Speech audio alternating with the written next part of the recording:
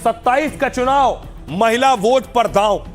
क्या योगी आदित्यनाथ और यूपी की सरकार यूपी में महिलाओं को चुनाव से पहले उनके खाते में 50-50 हजार रुपए का तोहफा देने वाली है?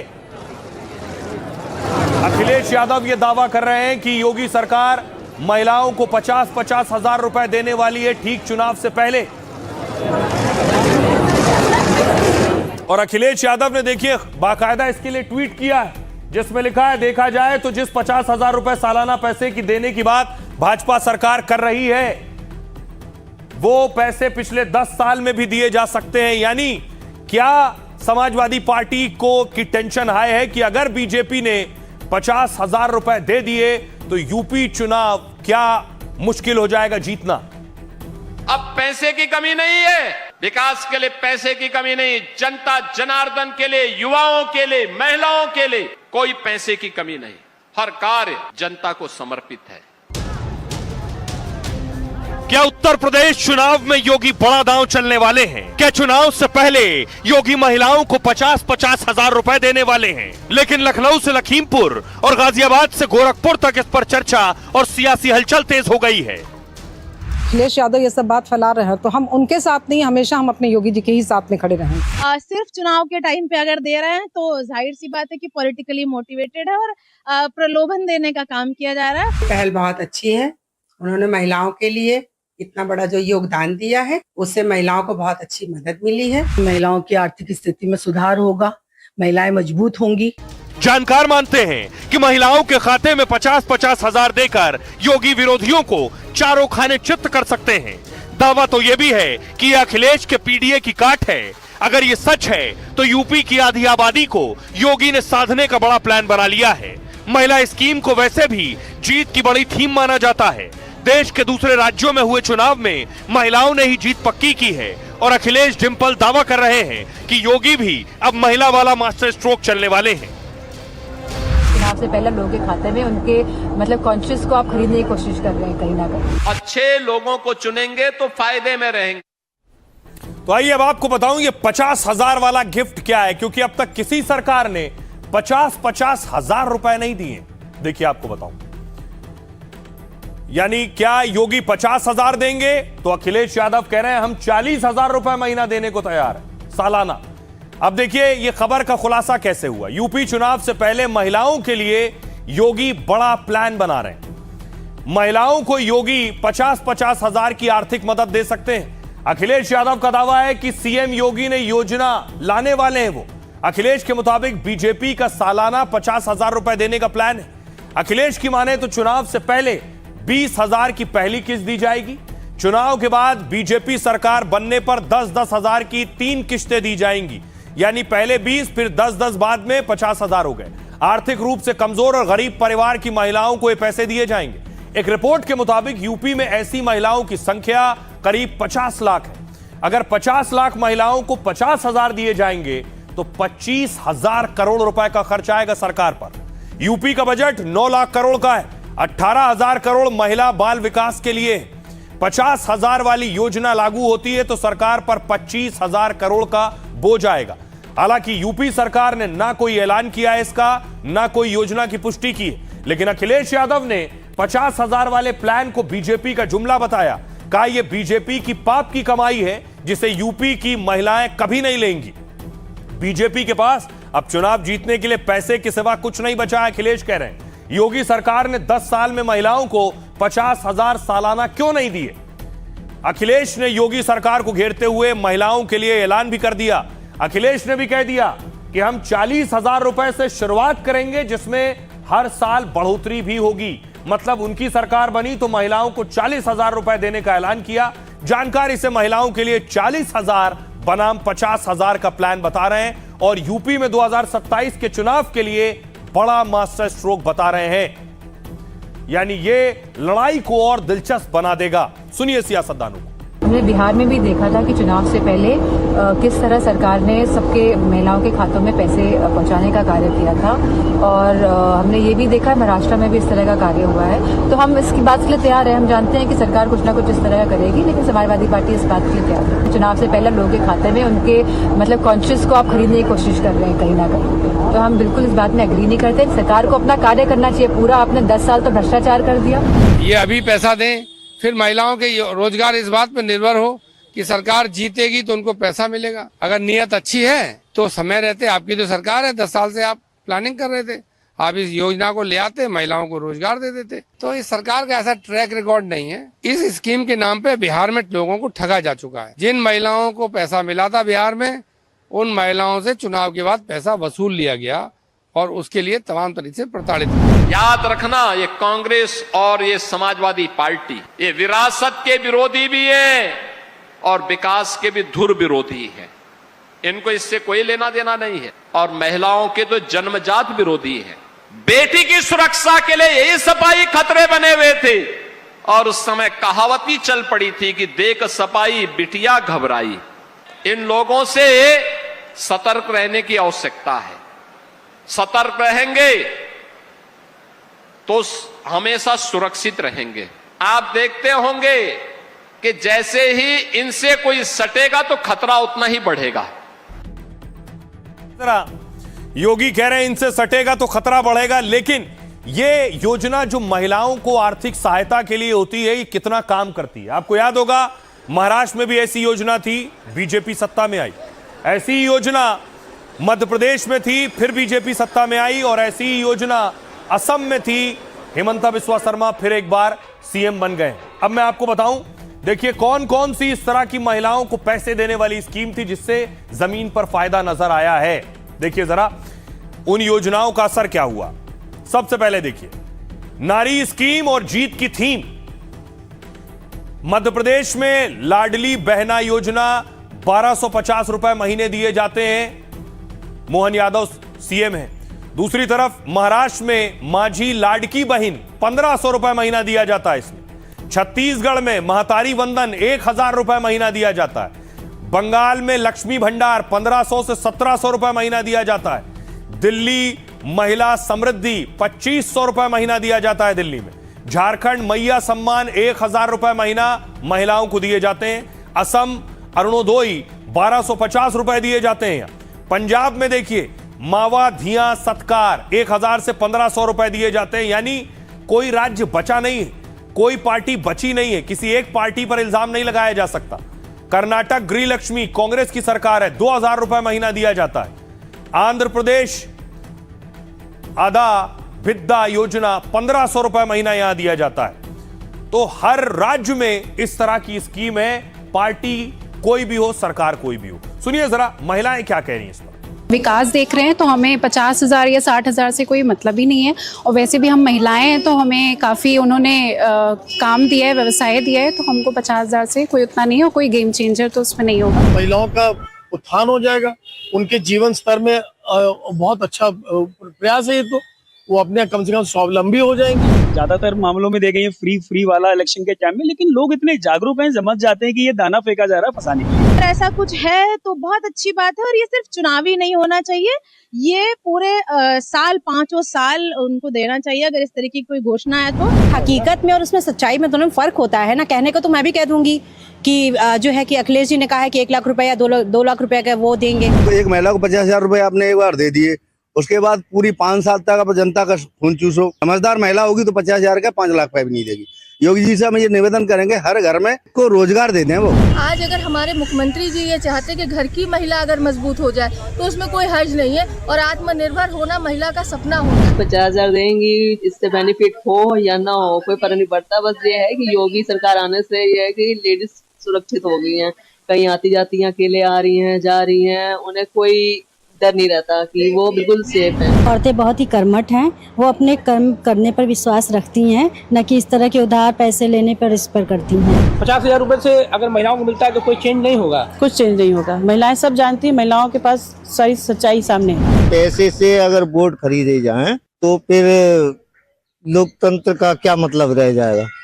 लोकतंत्र का मतलब ही क्या है? पैसे से आप कुछ भी खरीद सकते हैं। हमेशा से अपने देश के प्रधानमंत्री के साथ हैं, अपने मुख्यमंत्री के साथ हैं और हमेशा से रहेंगे। और इस तरह की बातें उड़ाने से अखिलेश यादव के हम लोगों के ऊपर कोई असर नहीं होने वाला। किसी को पैसे दे रहे हो इलेक्शन से पहले तो ये सीधे सीधे आप तो करप्शन को बढ़ावा देने वाली बात हो गई। ये तो मेरे हिसाब से होना भी नहीं चाहिए और किसी भी मतलब डेमोक्रेसी में तो ये चीज अलाउ ही नहीं होनी चाहिए।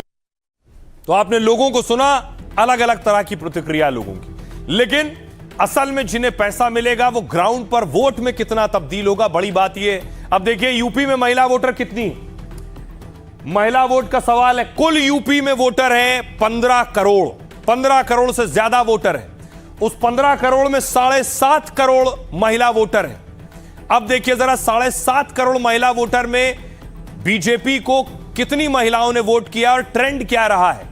महिलाओं का वोटिंग ट्रेंड ये रहा है कि 62% महिलाओं ने वोट किया। 2022 में पुरुषों के मुकाबले ज्यादा वोट करती हैं महिलाएं।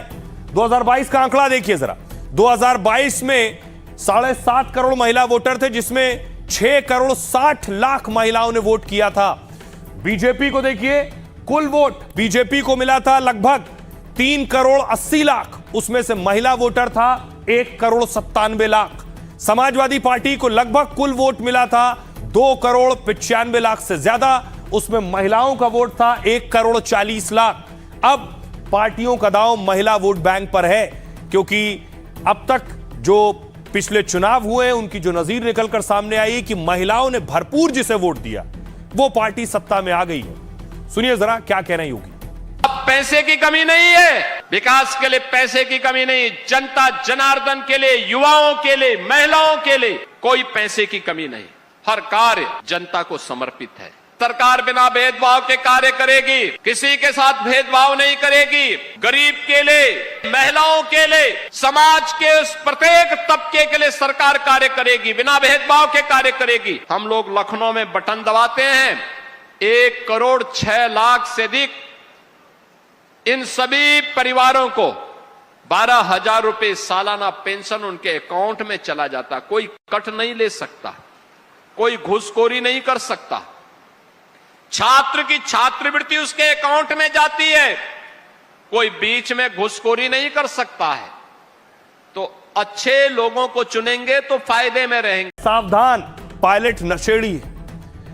कल हमने आपको बताया था कि जो एयर इंडिया के विमान में टर्बुलेंस हुआ था, यानी 300 फीट नीचे चला गया था, उसके पायलट ने गांजा पी रखा था, गांजे के नशे में था और कॉकपिट में बैठा था, फ्लाइट उड़ा रहा था।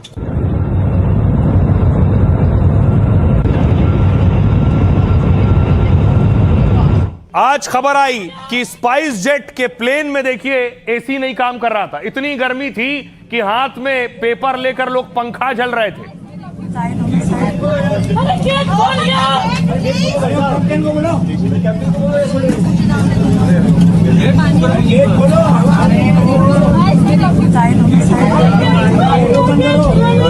कितना गर्मी है। अबे सब लेडीज भाग रहे हैं।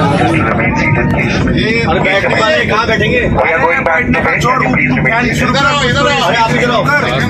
बैठो आप, आ जाओ। ये देखिए सफोकेशन से एक महिला का हाल कि व्हीलचेयर पर बाहर आना पड़ा। ये तस्वीरें आपने अमूमन पैसेंजर ट्रेन में देखी होंगी। जब ट्रेन कहीं रुक जाती है, पैसेंजर या तो पंखा हिलाने लगते हैं या पेपर आता है तो पेपर हिलाते हैं। वो हाल हो गया प्लेन का। उसके बाद देखिए मुसाफिरों का गुस्सा कि बाहर आकर स्पाइस जेट के खिलाफ वो नारेबाजी करने लगे। बंद करो, बंद करो, बंद करो, स्पाइस जेट बंद करो, बंद करो, बंद करो, हमारे जान से खेलना बंद करो, बंद करो, बंद करो, हमारे जान से खेलना बंद करो, बंद करो, बंद करो, स्पाइस जेट मुर्दाबाद, मुर्दाबाद, मुर्दाबाद, स्पाइस जेट मुर्दाबाद, मुर्दाबाद, मुर्दाबाद, लोगों के जान से खेलना बंद करो, बंद करो, बंद करो, बदतमीजी बंद करो, बंद करो, बंद करो, स्पाइस जेट मुर्दाबाद, मुर्दाबाद। और उसके बाद देखिए एक और फ्लाइट जो मुंबई से जाने वाली थी दुबई, स्पाइस जेट की, वो भी 24 घंटे, पैसेंजर ने दावा किया कि 24 घंटे से खड़े हैं। हेलो, इसका यही जिंदगी है। कुछ बोलते चलो तब ना समझ में आएगा उसमें। अरे बोलो यार, इसमें बोलो। हेलो, अस्सलाम वालेकुम। सर इनकी वीडियो बनाया, क्या हो गया तुम ये बताओ। नहीं आएगा, ये समझ नहीं है।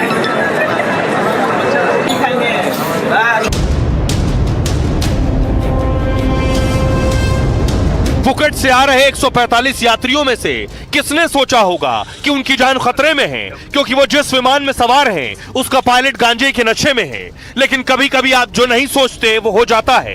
पायलट गांजे के धुएं में डूब जाता है और आपकी जिंदगी को खतरे के आसमान में डुबो देता है। ठीक इसी तरह आपके प्लेन का एसी काम करना बंद कर सकता है और आप घंटों तक बेहाल हो सकते हैं, आपकी सांसें अटक सकती हैं। अब देखिए जरा अलग अलग फ्लाइट से जो तस्वीरें आ रही हैं वो बेशक डराने वाली हैं। ऐसा हाल कभी जमाने में ट्रेनों का हुआ करता था, कहीं लेट हो रही है, कहीं पंखा जल रहे हैं, कहीं एक्सीडेंट हो रहे हैं। अब तो ट्रेनों में भी बंद हो गया। देखिए क्या हुआ फ्लाइट, दिल्ली वाली फ्लाइट की बात है। स्पाइस जेट की फ्लाइट में यहां देखिए अंदर एसी खराब हो गया, यात्री बेहाल खड़े हैं, केबिन का तापमान इतना बढ़ गया कि सांस तक नहीं ले पा रहे हैं क्योंकि चारों तरफ से बंद पैक और एसी नहीं चल रहा है। इस फ्लाइट में सवार एक गर्भवती महिला की तबीयत बिगड़ गई।